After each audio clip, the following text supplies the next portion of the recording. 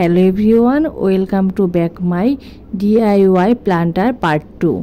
এর আগে আমি আপনাদের একটা মেডিসিনের বোতল দিয়ে প্লান্টার আইডিয়া শেয়ার করেছিলাম। এখন আমি একটি পুরাতন কাপ নিয়েছি। এই কাপে আমি ডিআইওয়াই প্লান্টার আইডিয়া শেয়ার করব আপনাদের সাথে। তো এই পুরাতন কাপ কম বেশি সবার ঘরেই কিন্তু থাকে, সেটা হোক কাপ বা বাটি অন্য কোনো কিছু। এই প্লাস্টিকের ওপরে কিন্তু আমি রেডিয়াক্টামিন কালারটা ইউজ করেছি। আপনারা চাইলে যে কোনো কালার দিয়ে করতে পারেন, অ্যাক্রিলিক বা অ্যাক্রামিন যে কোনো কালার। আর এই অ্যাক্রিলিক বা অ্যাক্রামিন কালার কিন্তু জামা কাপড়ে ইউজ করা যায়, এবং আমি কিন্তু আপনাদের সাথে ব্লগের যে ভিডিও শেয়ার করছি সেগুলো কিন্তু সবই রেডিয়াক্রামিন কালার দিয়ে করা। আর এই রেডিয়াক্রামিন কালার আপনারা আমার পেজে পেয়ে যাবেন। এক বক্সে 10টা রং থাকে, 10টা রঙের দাম 300 টাকা।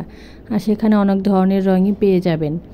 আর এই রং দিয়ে শুধু জামা কাপড় নয়, জামার মতো টুকিটাকি সব কিছুর ওপরে আপনারা রং করতে পারবেন।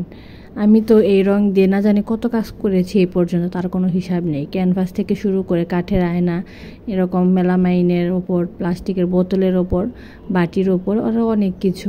তো আমার প্লান্টার আইডিয়াটা আপনাদের কেমন লাগলো শেয়ার করবেন কিন্তু অবশ্যই। তো এই কাপটিতে আমি পানি দিয়েও রাখতে পারতাম মানি প্লান্ট, তবে পানি দিয়ে রাখলে হয় কি পানিটা পড়ে যাওয়ার চান্স থাকে, এবং অনেক সময় দীর্ঘদিন পানি থাকার কারণে রঙটা নষ্ট হয়ে যেতে পারে। এর জন্য এখানে আমি মাটি নিয়েছি, মাটি দিয়ে আমি মানি প্ল্যান্টগুলো বুনে নিব। তো আমার আইডিয়াটা কেমন লাগলো শেয়ার করবেন, আর দেখা হবে অন্য কোনো ভিডিওতে অন্য কোনো বিষয় নিয়ে।